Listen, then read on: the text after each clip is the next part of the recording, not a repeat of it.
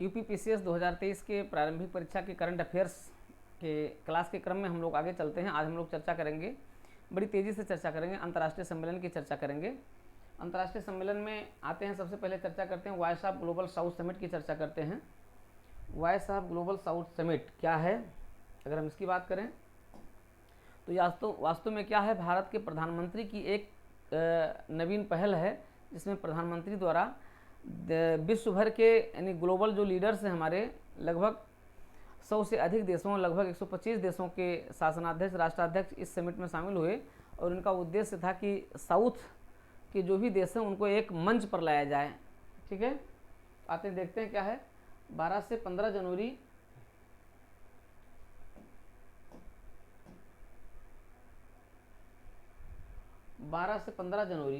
2023 ये है आपका वॉइस ऑफ ग्लोबल समिट है।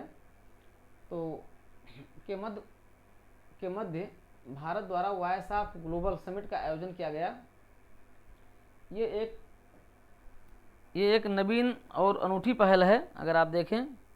ठीक है, ये एक नई एवं अनूठी पहल है।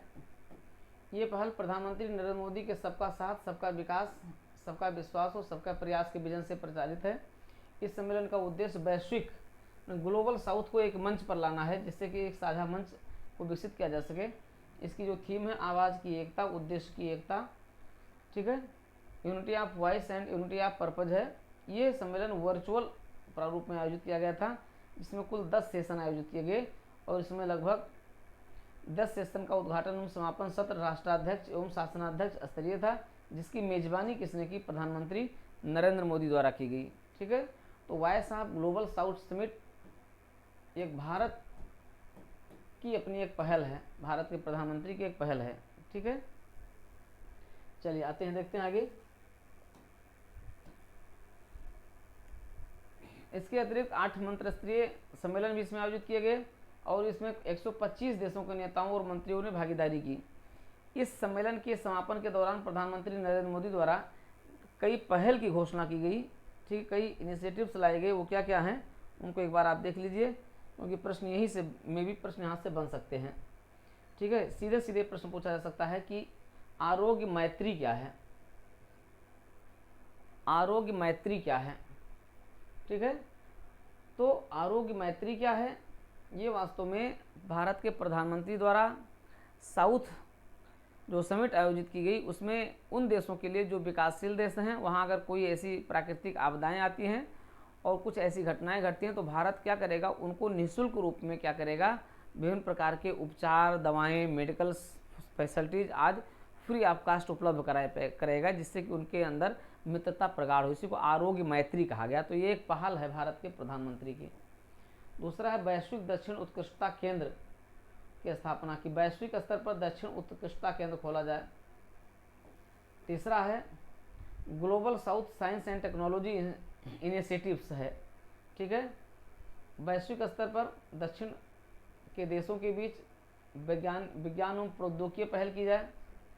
वैश्विक स्तर पर दक्षिण युवा राजनयिक मंच बनाया जाए, युवाओं का राजनयिक मंच बनाया जाए। वैश्विक दक्षिण छात्रवृत्ति दी जाए, ग्लोबल साउथ स्कॉलरशिप को शुरुआत किया जाए। तो ये रहा है। ठीक है, आरोग्य मैत्री परियोजना के बारे में हमने आपको बता दिया, वही चीज़ इसमें भी है। अगला आता है संयुक्त राष्ट्र जैव विविधता सम्मेलन COP15 क्या है। तो ये क्लियर हो गया। अब इस पर देखते हैं, संयुक्त राष्ट्र जैव विविधता सम्मेलन COP15 क्या है।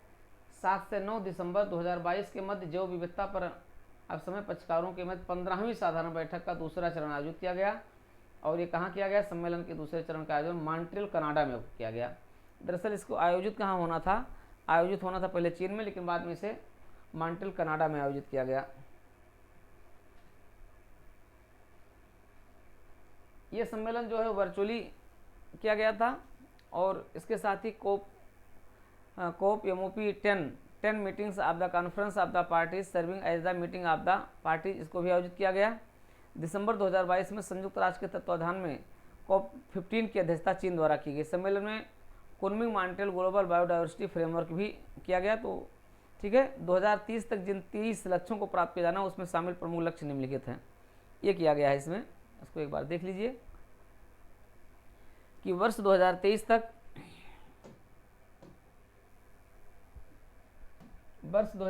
तक जिन 23 लक्ष्यों को प्राप्त किया जाना है उसमें शामिल क्या क्या लक्ष्य हैं। विश्व के कम से कम 30% भूमि, अंतर्देशीय जल और तटीय महासागरों का प्रभावी संरक्षण और प्रबंधन करना, खराब हुए स्थलीय, अंतर्देशीय जल और तटीय एवं समुद्री पारिस्थितिकी तंत्र के कम से कम 30% की कमी करना। COP15 के प्रतिनिधियों ने GBF के भीतर लाभों के एक समान वितरण को सुनिश्चित करना। ठीक है। इस कोर्स को वर्ष 2024 से तुर्की में आयोजित होने वाले COP16 का अंतिम रूप दिया जाएगा। तो ये आपका इंपॉर्टेंट हो गया। ठीक है। तो COP15 कहाँ आयोजित हुआ? मॉन्ट्रियल कनाडा में हुआ। और COP16 कहाँ होगा? तुर्की में होगा। तुर्की में आयोजित किया गया, कब? 2024 में किया जाएगा। ठीक है। चलिए, एक टॉपिक दिया हुआ जैव विविधता। अब समय इसको एक बार देख लीजिए क्या है। United nation convention on the biological diversities है, ये लागू की गई थी कब? जैविक विविधता पर संयुक्त राष्ट्र अपसमय को अनौपचारिक रूप से जैव विविधता अपसमय के रूप में जाना जाता है, जो 29 दिसंबर 1993 को लागू की गई थी। इसका सचिवालय मॉन्ट्रियल में 196 देश इसके इस समय पक्षकार हों और 168 देशों ने इस पर अपना हस्ताक्षर किया है। संयुक्त राज्य अमेरिका और वेटिकन सिटी इसके पक्षकार नहीं है। भारत 19 मई 1994 से CBD का क्या है? एक पक्षकार बना हुआ है। तो ये इसमें एक पॉइंट इंपॉर्टेंट आ गया कि इसका सचिवालय कहाँ है? मॉन्ट्रियल कनाडा में है। कुल 196 देश इसके पक्षकार हैं, पार्टीज हैं। 168 देशों ने इस संधि पर हस्ताक्षर किया है। भारत द्वारा भी 19 मई 1994 को एक पक्षकार के रूप में एक पक्षकार बना है, लेकिन अभी तक यूएसए नहीं है और वेटिकन सिटी, ये दोनों देश इसके पक्षकार नहीं हैं। ठीक है। ये दो महत्वपूर्ण क्वेश्चन यहाँ से आपके हो गए।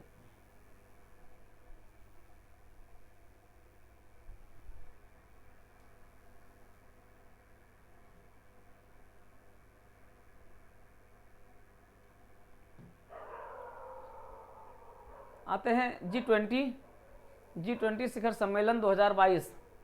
आप जानते हैं G20 शिखर सम्मेलन का 17वां शिखर सम्मेलन संपन्न हुआ। इस सम्मेलन कहाँ संपन्न हुआ था? बाली में संपन्न हुआ, इंडोनेशिया में। और इसी सम्मेलन से भारत ने क्या किया? इंडोनेशिया से G20 की अध्यक्षता की। इसके बारे में हम लोग चर्चा कर चुके हैं। ठीक है। तो यहाँ से प्रश्न इस बार 100% पूछा जाएगा, लेकिन अब भारत के संदर्भ में पूछा जाएगा। अब ये यहाँ इनके संबंध में नहीं पूछा जाना है। ठीक है। तो फिलहाल आप इतना जान लीजिए कि कोविड-19 के शुरू होने के बाद से वैश्विक नेताओं की उपस्थिति वाला ये पहला G20 शिखर सम्मेलन था। अध्यक्षता किसने की? इंडोनेशिया में की। इसका विषय क्या था? Recover together recover stronger. ठीक है। रिकवर टुगेदर रिकवर स्ट्रांगर था। इस शिखर सम्मेलन में 3 अंतर संबंधों पर चर्चा हुई। वैश्विक स्वास्थ्य अवसंरचना पर, सतत ऊर्जा संक्रमण पर और डिजिटल ट्रांसफॉर्मेशन पर चर्चा हुई। शिखर सम्मेलन में भारत का प्रतिनिधित्व किसने किया? प्रधानमंत्री नरेंद्र मोदी ने किया। इसके भारत के शेरपा कौन थे? अमिताभ कांत थे। G20 शिखर सम्मेलन से इतर प्रधानमंत्री नरेंद्र मोदी ने इंडोनेशिया में G20 नेताओं के साथ तमन हुतन रायागुराह राय मैंग्रोव वनों का दौरा भी किया और वहां पर मैंग्रोव पौधे भी लगाए। ठीक है। भारत इंडोनेशिया G20 की अध्यक्षता के तहत अगर देखा जाए तो भारत इंडोनेशिया की G20 की अध्यक्षता के तहत मैंग्रोव एलायंस फॉर क्लाइमेट में शामिल हो गया है। ये एक बड़ी बात है। अगर आप देखें तो एक इनिशिएटिव्स है, यहाँ पर एक इनोवेशन है। भारत इंडोनेशिया की G20 अध्यक्षता के तहत मैंग्रोव एलायंस फॉर क्लाइमेट में भारत ने हस्ताक्षर किया। इस पर भी इसमें शामिल हो गया है। मैंग्रोव एलायंस फॉर क्लाइमेट में शामिल हो गया है। मैंग्रोव एलायंस फॉर क्लाइमेट क्या है? इंडोनेशिया एवं संयुक्त अरब अमीरात की एक संयुक्त पहल है। ठीक है। Mangrove alliance for climate Indonesia और संयुक्त अरब अमीरात UAE की एक संयुक्त पहल है। यहाँ तक है कि मैंग्रोव एलायंस फॉर क्लाइमेट को नवंबर 2022 में मिस्र में आयोजित 27वें संयुक्त राष्ट्र जलवायु परिवर्तन सम्मेलन COP27 के दौरान लॉन्च किया गया था। 1 दिसंबर 2022 को भारत ने इंडोनेशिया से G20 की अध्यक्षता ग्रहण की। ये आपका इंपॉर्टेंट है और यही प्रश्न आपका आ रहा है, यूपीपीसीएस में यही पूछा जाएगा। भारत ने किस देश से G20 सम्मेलन की अध्यक्षता हस्तांतरित की ग्रहण की? इंडोनेशिया से। भारत 1 दिसंबर 2022 से 30 नवंबर 2023 तक G20 की अध्यक्षता करेगा, ये भी पूछा जा सकता है। ठीक है। 18वां G20 शिखर सम्मेलन आप जानते हैं, 18वां G20 शिखर सम्मेलन कहाँ आयोजित होगा? भारत में आयोजित होगा।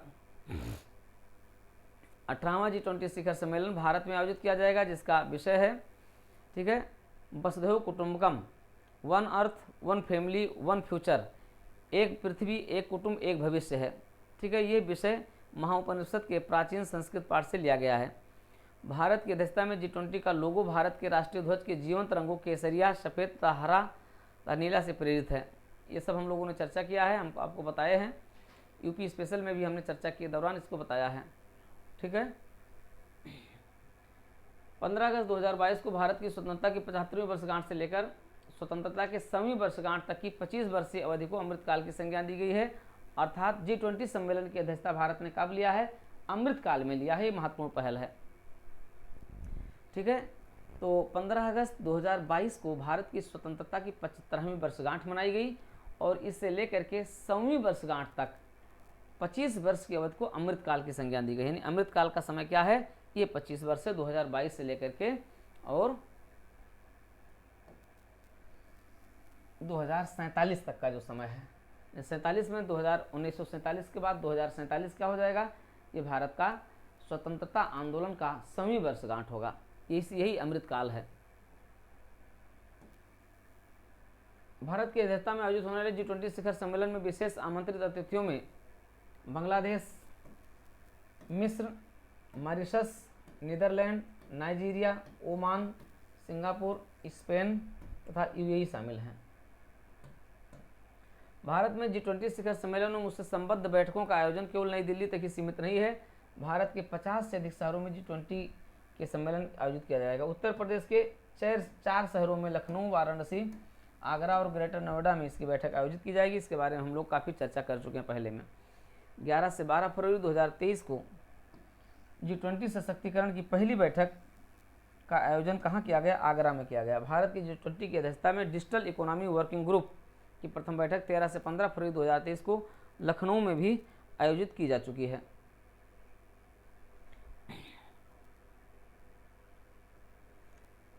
ठीक है। बाकी G20 के बारे में जानते हैं।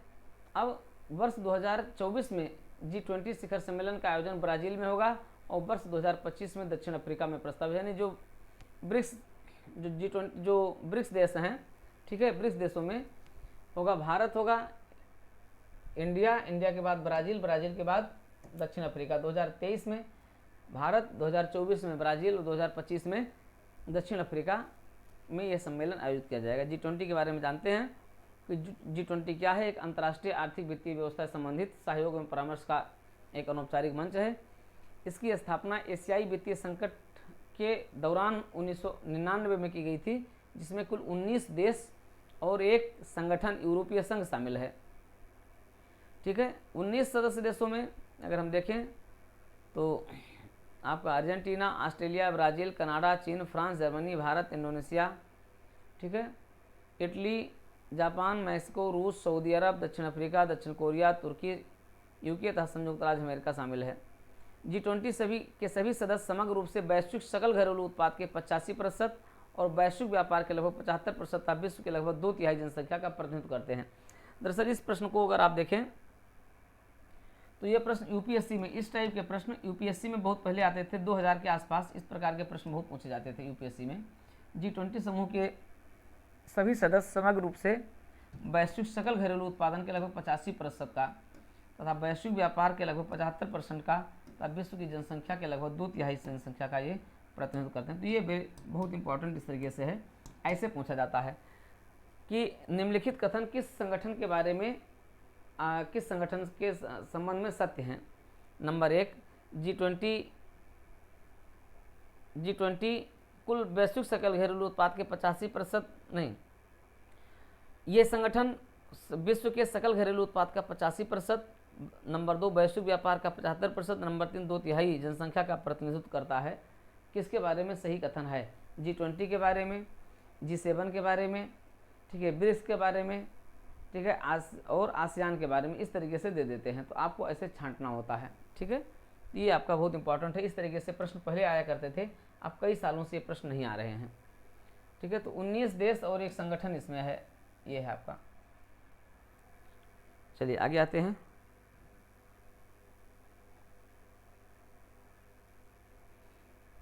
G20 डिजिटल इनोवेशन अलायंस 28 दिसंबर 2022 को केंद्रीय मंत्री अश्विनी वैष्णव ने भारत की G20 अध्यक्षता के हिस्से के रूप में G20 digital innovation alliance launch किया।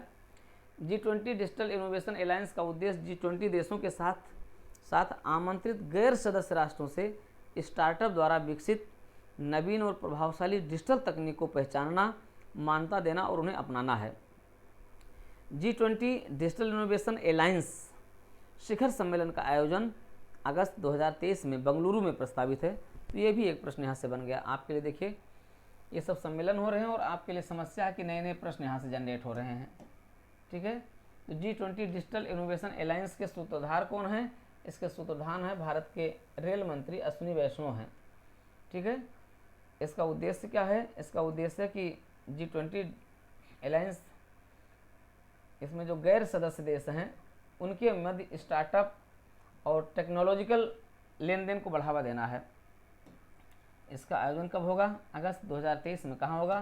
बेंगलुरु में होगा, ठीक है। तो इस तरीके से ये हो गया आपका। चलिए आगे आते हैं। संयुक्त राष्ट्र जलवायु परिवर्तन सम्मेलन 2022, COP27 का आयोजन कहाँ पर हुआ? में भी प्रश्न यहाँ से पूछा जा सकता है, इंपॉर्टेंट है। कहाँ पर हुआ? 27वें सत्र का आयोजन हुआ 6 से 20 नवंबर 2022 के मध्य शर्म अल शेख मिस्र में आयोजित हुआ। COP26 सम्मेलन का आयोजन कहाँ हुआ था? ग्लासगो यूके में हुआ था। COP27 में भारत ने लाइफ स्टाइल फॉर एनवायरनमेंट की विषय वस्तु पर एक पैवेलियन स्थापित किया है, ठीक है। वर्ष 2022 में प्रधानमंत्री नरेंद्र मोदी ने मिशन लाइफ को लॉन्च किया था, ये इंपॉर्टेंट है। वर्ष 2022 में प्रधानमंत्री नरेंद्र मोदी ने मिशन लाइफ को लॉन्च किया है, ठीक है। तो लाइफ स्टाइल फॉर एनवायरनमेंट किसकी देन है? भारत की देन है। COP27 में इसको शामिल किया गया। किसकी देन है? भारत की देन है। उल्लेखनीय है, नवंबर 2021 में COP26 में प्रधानमंत्री ने लाइफ की अवधारणा प्रस्तुत की थी।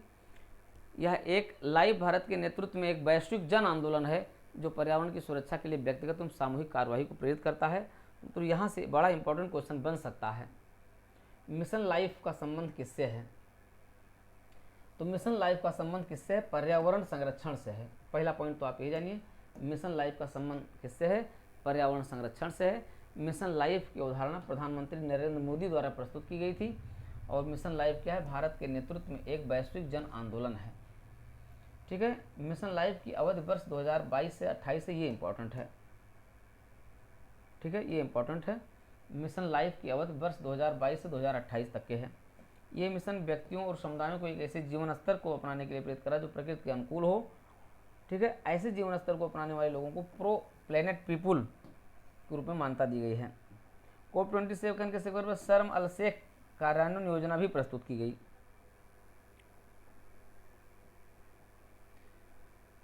COP27 के दौरान क्षतियों नुकसान, लॉस एंड डैमेज से निपटने हेतु एक कोष की स्थापना का ऐतिहासिक निर्णय लिया गया है। ये कोष जलवायु संबंधी आपदाओं से सर्वाधिक प्रभावित देशों के लिए उपलब्ध कराया जाएगा। चलिए ये हो गया।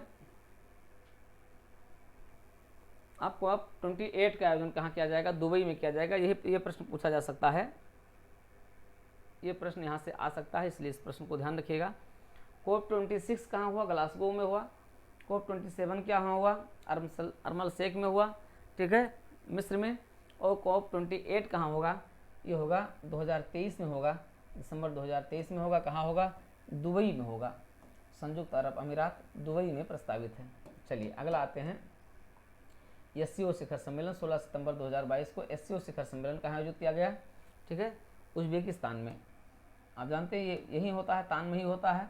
भारत का प्रतिनिधित्व किसने किया? स्वयं प्रधानमंत्री नरेंद्र मोदी ने किया। सम्मेलन के उपरांत क्या जारी किया गया? समरकंद घोषणा पत्र जारी किया गया। प्रश्न ये पूछा जाएगा समरकंद घोषणा पत्र का संबंध निम्नलिखित में से किस सम्मेलन से है? तो आपका हो जाएगा संघाई सहयोग संगठन SCO सम्मेलन से है। एक इंपॉर्टेंट क्वेश्चन यहाँ से बन गया, सम्मेलन के दौरान ईरान को SCO का अस्थायी सदस्य का दर्जा प्रदान करने हेतु प्रतिबद्धता ज्ञापन लाया गया। साथ ही साथ बेलारूस को भी SCO के सदस्य का दर्जा प्रदान करने की भी घोषणा की गई। मालदीव को संघाई सहयोग संगठन के संवाद भागीदार डायलॉग पार्टनर का दर्जा प्रदान करने का भी निर्णय लिया गया। इसके अलावा बहरीन, कुवैत, UAE और म्यांमार को भी SCO के संवाद भागीदार का दर्जा दिया गया। तो कई इंपॉर्टेंट प्रश्न यहाँ से बन गए।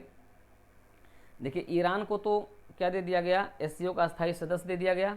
बेलारूस को जो सदस्य देने का निर्णय लिया गया है, ठीक है। मालदीव को, अब ये इंपॉर्टेंट हो गया भारत के लिए, भारत के पड़ोसी देश में 2 देश म्यांमार और मालदीव, ये भारत की पहले, मालदीव को जो है डायलॉग पार्टनर बनाया गया है और उसको म्यांमार को भी डायलॉग पार्टनर का दर्जा प्रदान करने का निर्णय लिया गया है, ठीक है। दोनों को, मालदीव और म्यांमार को जो है डायलॉग पार्टनर बनाए जाने का निर्णय लिया गया है, ये ध्यान रखिएगा।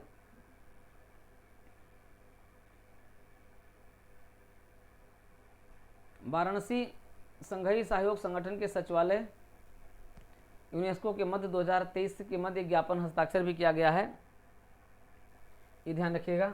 संघाई सहयोग संगठन के सचिवालय तथा यूनेस्को के मध्य 2023 से 2027 के अवधि एक समझौता ज्ञापन भी हुआ है। वाराणसी को वर्ष 2022-23 में संघाई सहयोग संगठन की पर्यटन और सांस्कृतिक राजधानी घोषित किया गया है। ये इंपॉर्टेंट हो गया आपके लिए, वेरी इंपॉर्टेंट है, ये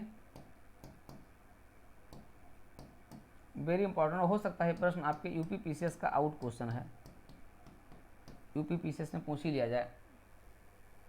वाराणसी को वर्ष 2022-23 में संघाई सहयोग संगठन की पर्यटन एवं सांस्कृतिक राजधानी टूरिज्म एंड कल्चरल कैपिटल के रूप में घोषित करने का निर्णय लिया गया है। SCO की पर्यटन एवं सांस्कृतिक राजधानी नामित होने वाला वाराणसी ऐसा पहला शहर है। वाराणसी को यह दर्जा प्रदान किए जाने के फलस्वरूप भारत और SCO के सदस्य देशों के बीच पर्यटन और सांस्कृतिक भागीदारी भी बढ़ी है, ठीक है। तो ये 3-4 पॉइंट इंपॉर्टेंट आपके यूपी स्पेशल के लिए हो गए, यूपी PCS के लिए बड़े इंपॉर्टेंट हो गए।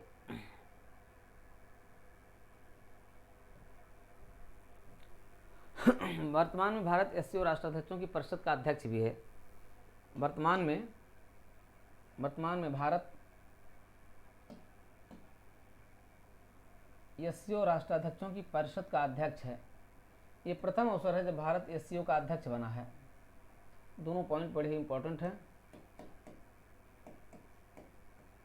भारत सितंबर 2022 से अगले 1 वर्ष के अवधि के लिए SCO की अध्यक्षता कर रहा है।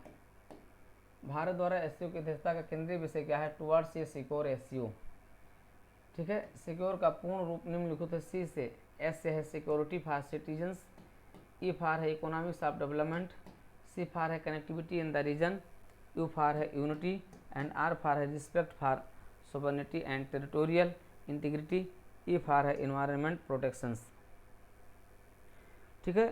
23वां SCO शिखर सम्मेलन का आयोजन कहाँ किया गया? वर्ष 2023 में भारत में प्रस्तावित है, ठीक है। तो इस तरीके से आप देखोगे कि 2023 में भारत 2 महत्वपूर्ण अंतर्राष्ट्रीय संगठनों की जो है वो कर रहा है, अध्यक्षता कर रहा है, ठीक है, मेजबानी कर रहा है। एक आपका G20 हो गया और दूसरा आपका SCO हो गया। तो ये बहुत बड़ी बात है, अंतर्राष्ट्रीय मंच पर हम कितने भागीदार देश बने हैं, ये इस चीज़ को दर्शाता है।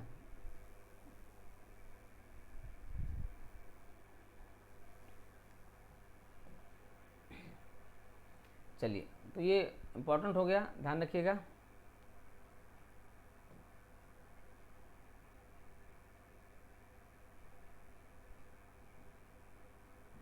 दो तीनों पॉइंट यहाँ पर ध्यान रखिएगा कि 23वें शिखर सम्मेलन का आयोजन वर्ष 2023 में भारत में प्रस्तावित है, और दूसरा है कि भारत की मेज़बानी में 17-18 मार्च 2023 को वाराणसी में SCO पर्यटन मंत्रियों की बैठक का आयोजन हुआ। ये भी इम्पोर्टेंट है। तो ये 2 यूपी स्पेशल के लिए आपके लिए इम्पोर्टेंट हो गए। SCO संघाई सहयोग संगठन एक 8 सदस्यीय बहुपक्षीय संगठन है। इसकी स्थापना 15 जून 15 को चीन में हुई थी, संघई चीन में हुई थी। एससीओ के 8 सदस्य राष्ट्र कौन कौन हैं? चीन है, भारत है, कजाकिस्तान है, किर्गिस्तान है, रूस है, पाकिस्तान, ताजिकिस्तान और उज्बेकिस्तान। पूर्ण सदस्य ग्रहण करने के इच्छुक एससीओ के 4 पर्यवेक्षक राष्ट्र बनाए गए। अफगानिस्तान, बेलारूस, ईरान और मंगोलिया हैं। एससीओ के 6 संवाद भागीदार बनाए गए हैं। Armenia, Azerbaijan, Cambodia, Nepal, Sri Lanka और तुर्की। तो नेपाल, श्रीलंका, तुर्की ये सब क्या हैं? डायलॉग पार्टनर के रूप में लाए गए हैं। ठीक है। और भारत को वर्ष 2005 में एससीओ में पर्यवेक्षक का दर्जा प्रदान किया गया था। बस 2017 में अस्ताना में आयोजित एससीओ शिखर सम्मेलन पूर्ण सदस्य बन गए। चलिए, बहुत इंपॉर्टेंट नहीं है। आइए, I2U2 शिखर सम्मेलन आप देख रहे हैं। I2U2 14 जुलाई 2022 को I2U2 शासनाध्यक्षों का पहला शिखर सम्मेलन आभासी रूप में आयोजित किया गया। ठीक है। अब I से क्या है और U से क्या है? अब I2 मतलब 2 I वाले देश हैं और 2 U वाले देश हैं। I वाले कौन कौन हो गए? इंडिया हो गया और इजराइल हो गया। ठीक है। अब देखिए I2 और U2, अब इसमें आपका कौन हो गया? USA हो गया और आपका UAE हो गया। तो इस शिखर सम्मेलन में प्रधानमंत्री नरेंद्र मोदी के अतिरिक्त इजराइल के तत्कालीन प्रधानमंत्री यायर लापिड, UAE के राष्ट्रपति शेख मोहम्मद बिन जायद और USA के राष्ट्रपति जो बाइडेन शामिल हुए।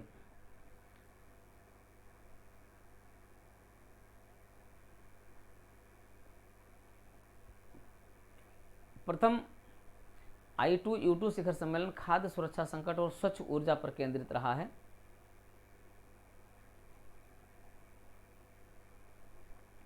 भारत के संदर्भ में 2 प्रमुख संयुक्त परियोजनाओं की घोषणा इसमें की गई। भारत में एकीकृत खाद्य पार्कों की श्रृंखला और हाइब्रिड नवीकरणीय ऊर्जा परियोजना, ये दोनों बहुत महत्वपूर्ण है। UAE ने भारत में एकीकृत खाद्य पार्कों की श्रृंखला विकसित करने हेतु भारत में $2 बिलियन का निवेश करने की घोषणा की है। और UAE वर्ष 2023 में UNFCCC COP28 का मेजबान देश भी है। तो ये तीनों पॉइंट बड़े ही महत्वपूर्ण हैं। ठीक है। I2U2 में भारत में एकीकृत खाद्य पार्कों की श्रृंखला, ये इंपॉर्टेंट हो गया। किस सम्मेलन द्वारा किया जा रहा है? किस संगठन द्वारा किया जा रहा है? I2U2 द्वारा किया जा रहा है। साथ ही साथ हाइब्रिड नवीकरणीय ऊर्जा परियोजना, हाइब्रिड रिन्यूएबल एनर्जी प्रोजेक्ट के लिए भी इसमें बात की गई है। UAE ने भारत में एकीकृत खाद्य पार्कों की श्रृंखला विकसित करने हेतु $2 बिलियन का निवेश करने की बात कही है। इसी प्रकार से UAE ने COP28 का मेजबान देश भी है। I2U2 समूह ने गुजरात के द्वारका में हाइब्रिड नवीकरणीय ऊर्जा परियोजना का समर्थन करने की घोषणा की है। इसमें 300 मेगावाट के पवन ऊर्जा और सौर ऊर्जा को शामिल किया जाएगा। ठीक है। अच्छे ऊर्जा भंडार के रूप में इसे देखा जा रहा है। तो कहाँ किया जाएगा? गुजरात के द्वारका में हाइब्रिड नवीकरणीय, हाइब्रिड का मतलब 2 मिक्सित एनर्जी प्रोजेक्ट होंगे। एक आपका सोलर पैनल होगा और दूसरा आपका क्या होगा? सोलर के साथ साथ आपका होगा ये जो है आपका सोलर ऊर्जा हो जाएगा और पवन ऊर्जा हो जाएगा। दोनों की अपार संभावनाएं कहाँ हैं? गुजरात में है।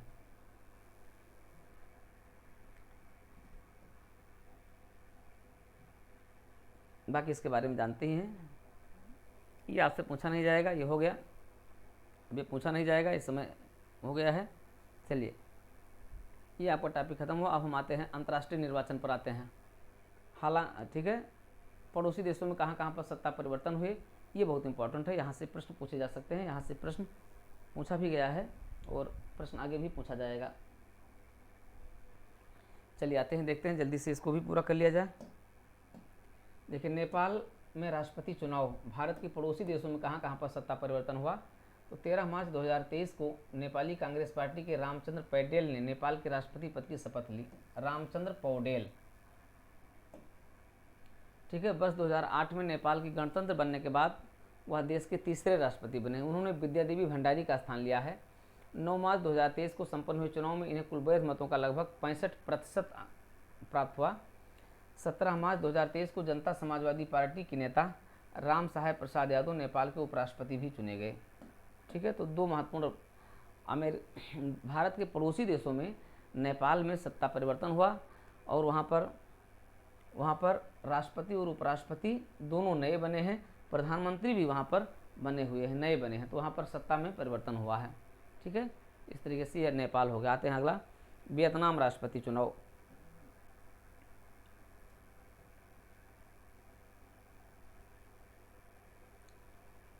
दो मार्च 2023 को वियतनाम में राष्ट्रपति पद हेतु चुनाव संपन्न हुआ। इस चुनाव में ओबेन थोंग वियतनाम के नए राष्ट्रपति चुने गए। इन्होंने जुमेन जुआनफुक का स्थान लिया। कोई बहुत इंपॉर्टेंट नहीं है, लेकिन बस थोड़ा सा ध्यान रखिएगा।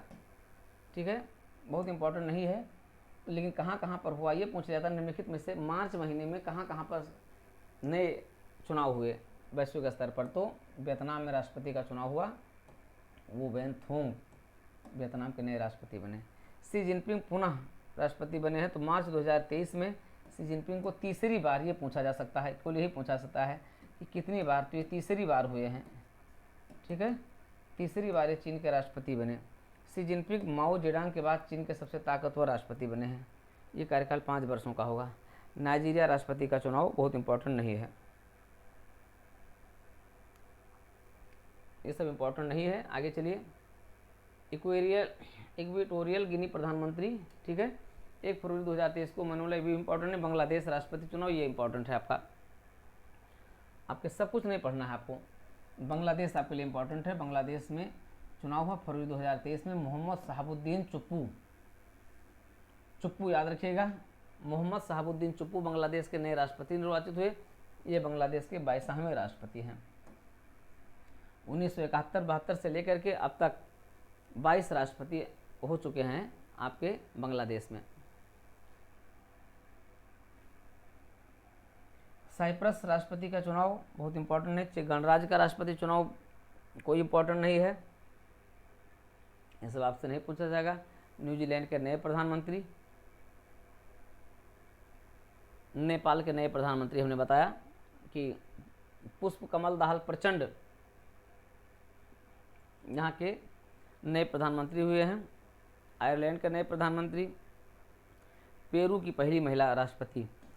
अब इसमें हम आपको केवल ये देखेंगे कि पहली महिला राष्ट्रपति कहाँ निर्वाचित हुई। दिसंबर 2022 में डीना ब्लुआर्टा पेरू की पहली महिला प्रधान राष्ट्रपति बनी है। ठीक है, तो ये पूछा जा सकता है, लेकिन ये भी कोई बहुत महत्वपूर्ण नहीं है। फिजी में आम चुनाव, मलेशिया में आम चुनाव।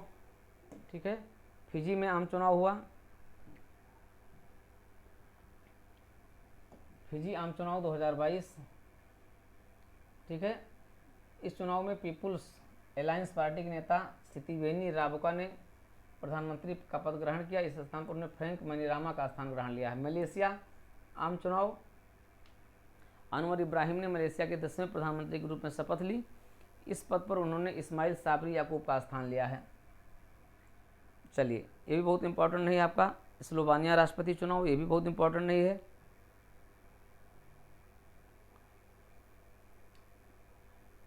डेनमार्क का चुनाव, ये भी बहुत इंपॉर्टेंट नहीं। इजरायली विधायी चुनाव इंपॉर्टेंट नहीं है। हाँ, इंपॉर्टेंट आपका है ब्राज़ील, ये ब्रिटेन के नए प्रधानमंत्री, ये आपके लिए इंपॉर्टेंट हुआ। ऋषि सुनक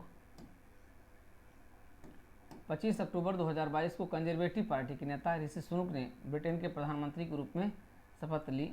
ये इंपॉर्टेंट है, भारतीय मूल के पहले ब्रिटिश प्रधानमंत्री हैं। ठीक है, तो यहाँ से बहुत इंपॉर्टेंट नहीं है, केवल आपका एक पॉइंट महत्वपूर्ण। कोलंबिया का राष्ट्रपति चुनाव 2022 में हुआ 7 अगस्त को। ये भी आपको याद नहीं रहेगा, बस इतना आप ध्यान रखिएगा। चलिए, ये टॉपिक आपका हो गया। अंतर्राष्ट्रीय आपदाओं पर आ जाए हम। माउंट मेरापी ज्वालामुखी, यहाँ से प्रश्न पूछा जाता है, यहाँ से प्रश्न पूछा जाता है। माउंट मेरापी ज्वालामुखी, ये पूछा गया कि मार्च, ऐसे प्रश्न आता है, मार्च 2023 में निम्नलिखित में से कौन सी, निम्नलिखित में से किस क्षेत्र के ज्वालामुखी उद्गार हुए, इस तरीके से प्रश्न आ जाता है।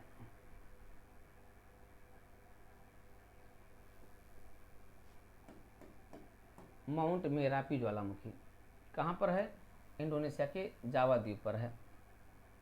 ये इंडोनेशिया का सबसे सक्रिय ज्वालामुखी है जो प्रशांत महासागर के रिंग ऑफ फायर में आता है। आप लोग भूगोल में पढ़े हैं। माउंट मेरापी की ऊंचाई 2911 मीटर या बेसाल चट्टानों से बनी हुई है। तो आपका एक हो गया माउंट मेरापी। दूसरा आपका चक्रवात आया है फ्रेडी चक्रवात, ठीक है। तो ये भी हो सकता है फ्रेडी चक्रवात, कभी कभी नाम पूछ लेते हैं। फरवरी 2023 में उष्णकटिबंधीय चक्रवात फ्रेडी ने पहली बार मेडागास्कर तट पर लैंडफॉल किया। इस चक्रवात का प्रभाव Mozambique, Zimbabwe, Malawi, Madagascar, Zambia, Reunion द्वीप पर देखा गया। फ्रेडी चक्रवात ऑस्ट्रेलिया के तट पर विकसित हुआ था तथा दक्षिण हिंद महासागर को पार करते हुए लगभग 8000 किलोमीटर की दूरी करके मेडागास्कर में इसका लैंडफॉल किया गया। तो पूछा जा सकता है कि चक्रवात फ्रेडी के बारे में निम्नलिखित में से कौन सा कथन सत्य है।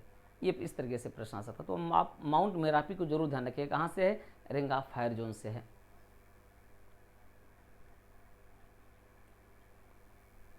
चक्रवात गैब्रियल, चक्रवात गैब्रियल न्यूजीलैंड में आया, पूछा नहीं जाएगा। तुर्की, यहाँ से प्रश्न आपका आएगा, जहाँ से प्रश्न पूछा जाएगा वो आपका क्या है, वो आपका है तुर्की है। यहाँ से प्रश्न आपका पूछा जाएगा, तुर्की से पूछा जाएगा। और मुझे लगता है यहाँ से भारत द्वारा चलाया गया जो अभियान था वो बहुत महत्वपूर्ण है, ठीक है। 6 फरवरी 2023 को दक्षिण और मध्य तुर्की और सीरिया में 7.8 तीव्रता का, ये भी प्रश्न हो सकता है, अति गंभीर भूकंप आया, ठीक है। तुर्की और सीरिया में कहाँ पर आया, इसका अधिकेंद्र कहाँ था, ये दोनों महत्वपूर्ण हो जाता है, ठीक है। तो 7 फरवरी 2023 को दक्षिण एवं मध्य तुर्की और सीरिया में 7.8 तीव्रता, तीव्रता कितनी थी, 7.8 थी तीव्रता का भूकंप आया, ये महत्वपूर्ण हो गया। भूकंप का एपिक सेंटर क्या था, ये था गाजियान्टेप था, ठीक है, गाजियान्टेप, ये पूछा जा सकता है। इसका एपी सेंटर क्या था, इसका भूकंप का अधिकेंद्र कहाँ था, गाजियान्टेप शहर के पास था, ठीक है। तो ये दो महत्वपूर्ण पॉइंट यहाँ से हो गए। अब आइए भारत द्वारा कौन सा अभियान चलाया गया, ये बहुत महत्वपूर्ण है क्योंकि ये प्रश्न पूछा जा सकता है। इस भूकंप में दोनों देशों के लगभग 57,000 लोगों की मृत्यु हुई। 6 फरवरी 2023 को ही भारत सरकार द्वारा दोनों देशों में त्वरित राहत बचाव करने के लिए ऑपरेशन दोस्त शुरू किया गया, ये पूछा जाएगा। देखिए कई ऑपरेशन हैं, ठीक है, ऑपरेशन गंगा, ऑपरेशन दोस्त, ऑपरेशन कावेरी, कई इस तरीके के ऑपरेशन हैं, इनको आपको ध्यान रखना है, ठीक है। तो ऑपरेशन दोस्त का संबंध किससे है, ऑपरेशन दोस्त का संबंध है तुर्की से है, भारत तुर्की। भारत सरकार द्वारा तुर्की में राहत बचाव के लिए, फंसे लोगों की बचान करने के लिए अपना गरुण एरोस्पेस ड्रोन द्रोणी भेजा था, ये इंपॉर्टेंट है। द्रोणी क्या है, ठीक है, ये इंपॉर्टेंट आपका हो गया द्रोणी, सुन रही है इसको। 6 फरवरी 2023 को ही भारत सरकार द्वारा दोनों देशों में त्वरित राहत एवं बचाव करने के लिए ऑपरेशन दोस्त शुरू किया गया और भारत ने मलबे के नीचे फंसे लोगों की पहचान के लिए गरुण एरोस्पेस के ड्रोन द्रोणी और डॉग स्क्वाड का प्रयोग किया। भारत ने राहत सामग्री और राष्ट्रीय रक्षा प्रतिक्रिया बल को भेजने के लिए C-17 ग्लोब मास्टर 3rd विमान का सहारा लिया, ये भी इंपॉर्टेंट पॉइंट हो गया यहाँ पर, ठीक है। भारत ने कौन सा विमान अपना भेजा था, C-17 ग्लोब मास्टर 3rd विमान का सहारा लिया, ये पॉइंट इंपॉर्टेंट हो गया। तो यहाँ से 3-4 पॉइंट ये आपके इंपॉर्टेंट हो रहे हैं। वर्ष 2022 में भारत ने ऑपरेशन गंगा चलाया था, ठीक है, ये तो वहाँ के लिए चलाया गया था। जोशीमठ, ये भी बहुत इंपॉर्टेंट है, जोशीमठ में भू धंसाव, ये भी इंपॉर्टेंट है।